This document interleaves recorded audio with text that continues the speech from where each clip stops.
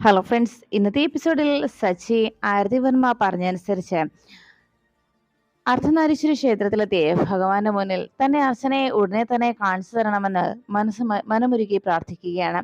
ആരതിയും തൊട്ടപ്പുറത്ത് നിന്ന് പ്രാർത്ഥിക്കുന്നത് അതേ രീതിയിൽ തന്നെയായിരുന്നു. സച്ചിയുടെ മനസ്സിൽ ഇപ്പോൾ വരുന്ന പ്രാർത്ഥന അർച്ചനയും കുഞ്ഞിനെയും എത്രയും വേഗം തന്റെ മുന്നിൽ എത്തിക്കണമെന്നുള്ളതാണ്. എന്നാൽ അങ്ങനെ അവർ ജീവനോടെ ഉണ്ടെങ്കിൽ സച്ചിക്ക് മുന്നിലേക്ക് അവരെ എത്തിക്കണം. ഇനി അതല്ല, അവരെ സച്ചിക്ക് നഷ്ടപ്പെട്ടുവെങ്കിൽ സച്ചിയെ എനിക്ക് തന്നെ തരണം. ഇന്നേ വരെ ആരോടും എനിക്ക് അങ്ങനെ ഒരു തോന്നലോ താല്പര്യമോ ഉണ്ടായിട്ടില്ല. അതുകൊണ്ട് ആദ്യമായി സച്ചിയോടാണ് അങ്ങനെ ഒരു തോന്നൽ മനസ്സിൽ തോന്നിയത്. അതുകൊണ്ട് സച്ചിയെ അർച്ചനയും കുഞ്ഞിനെയും സച്ചിക്ക് തിരികെ ലഭിച്ചില്ല എന്നുണ്ടെങ്കിൽ സച്ചിയുടെ ഭാര്യയായി ജീവിക്കാനുള്ള ഭാഗ്യം തനിക്ക് നൽകണേ എന്ന് അർദ്ധനാരീശ്വരനോട് പ്രാർത്ഥിക്കുകയാണ്. ആ നിമിഷം അവൻ അവിടെ നിന്നുകൊണ്ട് ആരതിയുടെ ആ പ്രാർത്ഥന മനസ്സിലാക്കിക്കൊണ്ട് അവിടെ പൂജ ചെയ്തുകൊണ്ടിരുന്ന ശിവയോഗി എല്ലാം കേട്ട് പുഞ്ചിരിയോടെ അങ്ങനെ പലരുടെയും മനസ്സിലുള്ള ചിന്തകൾ മനസ്സിലാക്കി അത് വായിച്ചെടുത്തതിന്റെ സത്യത്തിൽ ഇനി ഇവിടെ നടക്കാൻ പോകുന്നത് സത്യത്തിന്റെ മാത്രമായിട്ടുള്ള ഒരു തുടർ കാഴ്ചയാണ് എന്ന് മനസ്സിൽ പറഞ്ഞുകൊണ്ട് എല്ലാം മംഗളമായി ഭവിക്കണേ എന്ന് ഭഗവാനോട് പ്രാർത്ഥിച്ചുകൊണ്ട് ശിവയോഗി പൂജകൾ തുടർന്നുകൊണ്ടിരുന്നു. അപ്പോഴാണ് അർച്ചനയുടെ സ്വബോധം തിരിച്ചു കിട്ടിയാൽ ഉണ്ടാകാൻ പോകുന്ന ഭവിഷ്യത്തുകളെ കുറിച്ച് ഓർത്ത് വ്യാകുലപ്പെട്ട് ശോഭ ഗോകുലിന്റെ അരികിലേക്ക് എത്തിയത്. മോനെ, ഇനി അവൾക്ക് ആ ഓർമ്മ, അവളുടെ പഴയ ജീവിതം എന്തായിരുന്നു എന്നുള്ള തിരിച്ചറിവ് അവളിലേക്ക് എത്തിക്കഴിഞ്ഞാൽ പിന്നെ നഷ്ടപ്പെടാൻ പോകുന്നത് നമുക്കാണ്.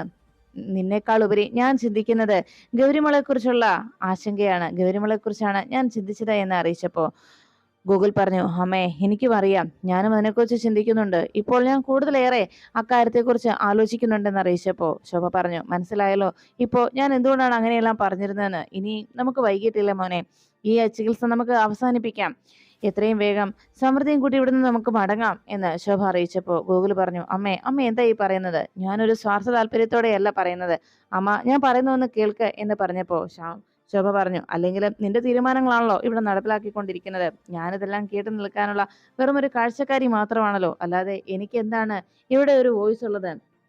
ഇക്കാര്യത്തിൽ എനിക്ക് തീരുമാനമെടുക്കാനോ അഭിപ്രായം പറയാനോ ഉള്ള യാതൊരു സ്വാതന്ത്ര്യവും ഇല്ലല്ലോ എന്ന് ദേഷ്യത്തോടെ ശോഭ പറയുമ്പോൾ ഇത് കേട്ട് നിന്ന ഗൂഗിൾ ചോദിച്ചു, അമ്മ എന്താ ഇങ്ങനെയൊക്കെ സംസാരിക്കുന്നത്? അമ്മ, നമ്മൾ നമ്മുടെ ജീവിതത്തെക്കുറിച്ച് മാത്രമാണ് ചിന്തിച്ചത്. ഇത്രയും നാളും എൻ്റെ മോൾക്ക് അമ്മ എന്ന് പറഞ്ഞ് സ്നേഹിക്കാനും അമ്മയുടെ സ്നേഹം അനുഭവിക്കാനും സാധിച്ചു.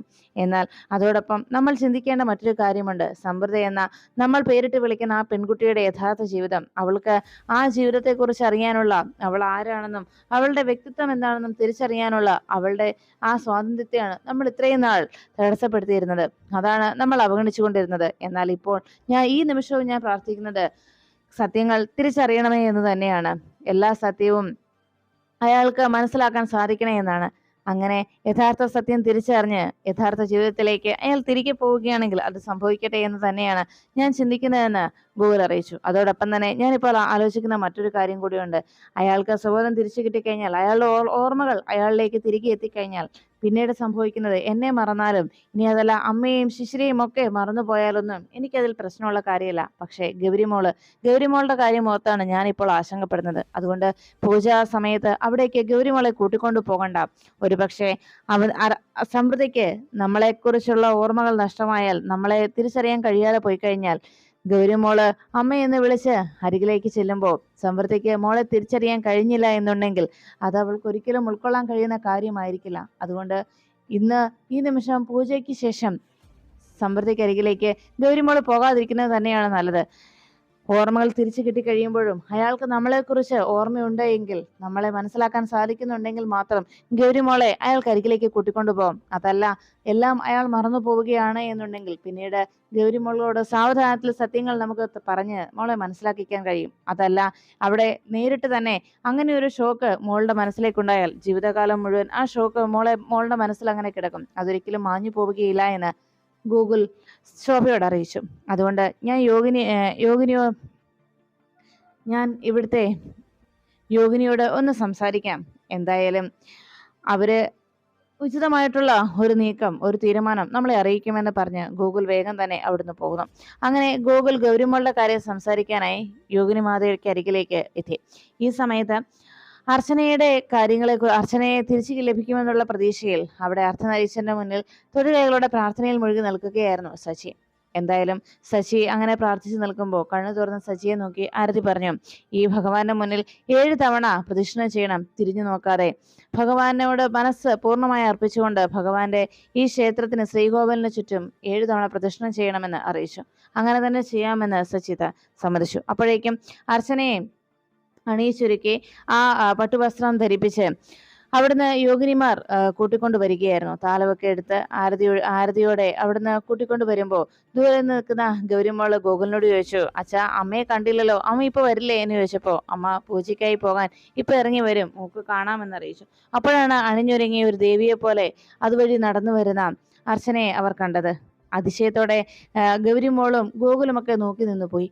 ഉടനെ അമ്മയെന്ന് വിളിച്ച് അരികിലേക്ക് ഓടിച്ചെല്ലാൻ ഗൗരിമോൾ ഒരുങ്ങിയപ്പോ ഗൗരിമോളെ പിടിച്ചു നിർത്തി. മോളെ ഇപ്പൊ അങ്ങോട്ട് പോകല്, അമ്മ പൂജയ്ക്കായി പോകുന്നതല്ലേ, അതുകൊണ്ട് തൽക്കാലം അമ്മയെ അക്കാര്യത്തിൽ നിന്ന് തടസ്സപ്പെടുത്തരുതെന്ന് പറഞ്ഞ് ഗോകുൽ അവിടെ നിന്ന് പിടിച്ചു നിർത്തുകയാണ് ഗൗരിമോളെ. ഉടനെ ഗൗരിമോൾ അവിടെ തന്നെ നിന്നതും അർച്ചന അവിടെ നിന്ന് യോഗിനിമാരോടൊപ്പം നേരെ ക്ഷേത്രത്തിലേക്ക് പോയി കഴിഞ്ഞു. ഈ കാഴ്ച കണ്ട് ഗൗരിമോള് പറഞ്ഞു, അച്ഛാ നമുക്ക് പോകാം എന്ന് ചോദിച്ചപ്പോ ഉടനെ ഗോകുല് പറഞ്ഞു, മോള് തൽക്കാലം വരണ്ട, യോഗിനി അമ്മയുടെ കൂടെ ഇവിടെ, യോഗിനി ആന്റിയുടെ കൂടെ ഇവിടെ നിന്നാ മതി. എന്തായാലും അച്ഛനും അച്ഛമ്മയും കൂടി പോയിട്ട് വരാ എന്ന് അറിയിച്ചു. അതെന്താ അച്ഛാ ഞാൻ കൂടി വന്നാല് എന്ന് ചോദിച്ചപ്പോ, അതെ അവിടെ പടക്കം പൊട്ടിക്കും, മോൾക്ക് പടക്കത്തിന്റെ ശബ്ദം പേടിയല്ലേ, അതുകൊണ്ടാ അച്ഛൻ പറഞ്ഞത്. അവിടുത്തെ പൂജയെല്ലാം കഴിയുമ്പോൾ അമ്മയും കൂട്ടി അച്ഛൻ ഇങ്ങോട്ട് വരാം, മോള് ഇവിടെ നിന്നാ മതി, അച്ഛനല്ലേ വന്ന് മോളെ കൂട്ടിക്കൊണ്ട് പോയിക്കോളാം എന്ന് പറഞ്ഞു. മിടുക്കി, അച്ഛന്റെ പൊന്നുമോളല്ലേ, മോൾക്ക് അത് മനസ്സിലാക്കാൻ കഴിയുമല്ലോ എന്ന് ചോദിച്ചപ്പോൾ ശരി അച്ഛാ ഞാൻ ഇവിടെ തന്നെ നിന്നോളാമെന്ന് ഗൗരിമോളെ സമ്മതിച്ചു. അങ്ങനെ ഗൗരിമോളെ അവിടെ തനിച്ചാക്കി ശോഭയും ഗോകുലും കൂടി ക്ഷേത്രത്തിലേക്ക് പൂജ നടക്കുന്ന സ്ഥലത്തേക്ക് എത്തി. അവിടെ എത്തിച്ചേർന്ന അർച്ചന ഭഗവാന്റെ മുന്നിൽ പ്രാർത്ഥനയോടെ നിൽക്കുമ്പോൾ സ്വാമി മുന്നിലേക്ക് എത്തി ശിവയോഗി തൻ്റെ കയ്യിലിരിക്കുന്ന പൂർണ്ണകുംഭം അർച്ചനയുടെ കൈകളിലേക്ക് ഏൽപ്പിച്ചു. ആ പൂർണ്ണകുംഭം കയ്യിലേന്തി പ്രദക്ഷിണം വെച്ച് വരാൻ 3 തവണ പ്രദക്ഷിണം വെച്ച് വരാനായി അർച്ചനയോട് പറഞ്ഞയക്കുന്നു. അങ്ങനെ ആ പ്രദക്ഷിണം വെക്കാനായി പോകുമ്പോൾ അർച്ചന ഭഗവാനോട് പ്രാർത്ഥിച്ചത്, എനിക്ക് നഷ്ടപ്പെട്ടു പോയ ഓർമ്മകൾ എന്നിലേക്ക് മടങ്ങിയെത്തണം, അതോടൊപ്പം ഗോകുലിനെയും ഗൗരിമോൾക്കും ഒരു കുഴപ്പവും ഉണ്ടാവരുത്, അവരോടൊപ്പമുള്ള ഇതിനു മുമ്പുള്ള ജീവിതം എങ്ങനെയായിരുന്നു എന്ന് എനിക്കറിയില്ല, എന്നാൽ ഇപ്പോൾ അവർക്കൊപ്പമുള്ള എൻ്റെ ജീവിതത്തിൽ ഞാൻ പൂർണ്ണമായും സന്തോഷവതിയാണ്, അതുകൊണ്ട് അവരെ വേദനിപ്പിക്കുന്ന ഒരു പ്രശ്നങ്ങളും ഒരു ഓർമ്മകളും തന്നിലേക്ക് വരരുതെന്നും അവരെ വേദനിപ്പിക്കാനുള്ള കാര്യങ്ങളൊന്നും ഉണ്ടാവരുത് എന്നും അർച്ചന ഭഗവാനോട് പ്രാർത്ഥിച്ചിട്ടാണ് പൂർണ്ണ കുംഭം കയ്യിലേന്തി അതുവഴി യോഗിനിമാർക്കൊപ്പം പ്രദർശനം വയ്ക്കുന്നത്.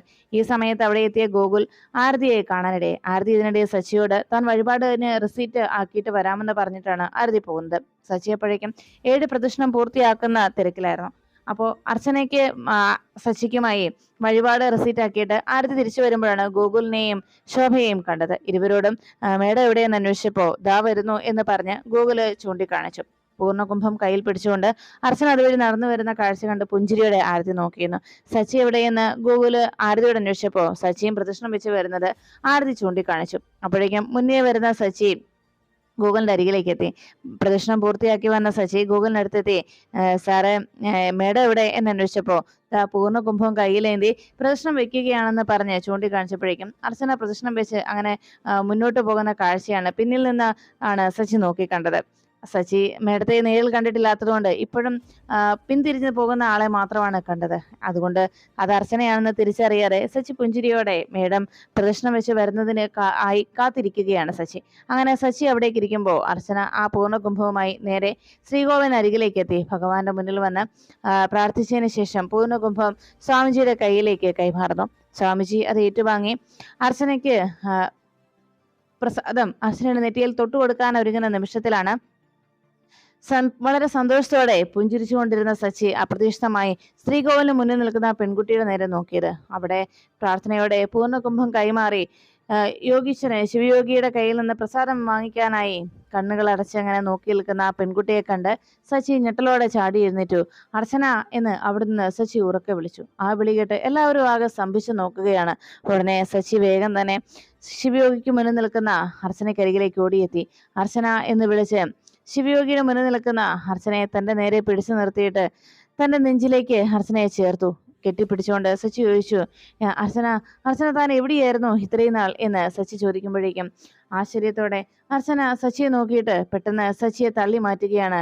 ആരാ നിങ്ങള് എന്ന് ഞെട്ടലോടെ അർച്ചന ചോദിക്കുമ്പോൾ തന്നെ തിരിച്ചറിയാതെ അർച്ചന താൻ ആരാണെന്ന് അന്വേഷിക്കുന്ന ആ ചോദ്യം കേട്ട് എന്തു ചെയ്യണമെന്നറിയാതെ പരിഭ്രമിച്ച് ആകെ അന്ധാളിച്ച് നിൽക്കുകയാണ് സച്ചി. ഏവരും ആകെ ഞെട്ടിത്തെറിച്ചങ്ങനെ നോക്കുമ്പോൾ അർച്ചനയെ കണ്ടെത്തിയ സന്തോഷത്തിൽ സച്ചി ഓടി വന്നതും ഇത്രയും വർഷക്കാലമായി തന്റെ അർച്ചനയെ കുഞ്ഞിനെയും കണ്ടെത്താനുള്ള ശ്രമം നടത്തിക്കൊണ്ടിരിക്കുന്ന സച്ചിയെക്കുറിച്ച് വ്യക്തമായി അറിയാവുന്ന ആരതിക്കും ഗോകുലിനും ഇത്രയും നാളും ഗോകുലിന്റെ ഒപ്പം കഴിഞ്ഞിരുന്നത് ഗോകുൽ സ്വന്തമാക്കാൻ ആഗ്രഹിച്ചതും തന്റെ ഭാര്യയായി കൂടെ കൂട്ടാൻ ആഗ്രഹിച്ചതുമൊക്കെ തന്റെ പ്രിയ സുഹൃത്തായ സച്ചിയുടെ നഷ്ടപ്പെട്ടു പോയ ഭാര്യയാണെന്നുള്ള സത്യം ഞെട്ടലോടെ തിരിച്ചറിയുന്ന ഗോകുൽ എന്തുകൊണ്ട് താൻ ഒരു വട്ടം പോലും സച്ചിയുടെ ഭാര്യയുടെ ഫോട്ടോ ഒന്ന് കാണാൻ ആഗ്രഹിക്കാതെ പോയെന്നും ഒരു തവണയെങ്കിലും ആ ഫോട്ടോ ഒന്ന് ചോദിച്ചിരുന്നെങ്കിൽ ഒരുപക്ഷെ ഇങ്ങനെ ഒരു സിറ്റുവേഷനിൽ നിന്ന് സച്ചിയെയും അർച്ചനയെയും തനിക്ക് രക്ഷിക്കാൻ കഴിയുമായിരുന്നു എന്നൊരു കുറ്റബോധം ഗോകുലിന്റെ മനസ്സിനെ അലട്ടി. ഈ നിമിഷം ഇത്രയും നാളും ഗോകുൽ സാറിന്റെ ഭാര്യ എന്ന് പറഞ്ഞ് വിശേഷിപ്പിച്ചിരുന്നത് സച്ചിക്ക് നഷ്ടപ്പെട്ടു പോയ സ്വന്തം സച്ചിയുടെ അർച്ചനയാണ് എന്നുള്ള ആ സത്യം ഞെട്ടലോടെ തിരിച്ചറിയുകയായിരുന്നു ആരതിയും. എന്തായാലും ഈ നിമിഷത്തിൽ എന്ത് ചെയ്യണമെന്നറിയാതെ അവർ 3 പേരും ഈശ്വരൻ എന്ത് തീരുമാനമാണ് എടുക്കാൻ പോകുന്നത് എന്ന ആശ്ചര്യത്തിൽ അർച്ചനയ്ക്ക് ഓർമ്മകൾ തിരിച്ചു കിട്ടുമോ, അർച്ചന സച്ചിയെ തിരിച്ചറിയുമോ, അങ്ങനെയുള്ള 100,000 ചോദ്യങ്ങളും മനസ്സിൽ പേറിക്കൊണ്ട് അവർ 3 പേരും അർച്ചനയുടെ തിരിച്ചറിവിനായി, അർച്ചനയുടെ നഷ്ടപ്പെട്ടു പോയ ഓർമ്മകളുടെ തിരിച്ചുവരവിനായിട്ട് കാത്തിരിക്കുന്നു.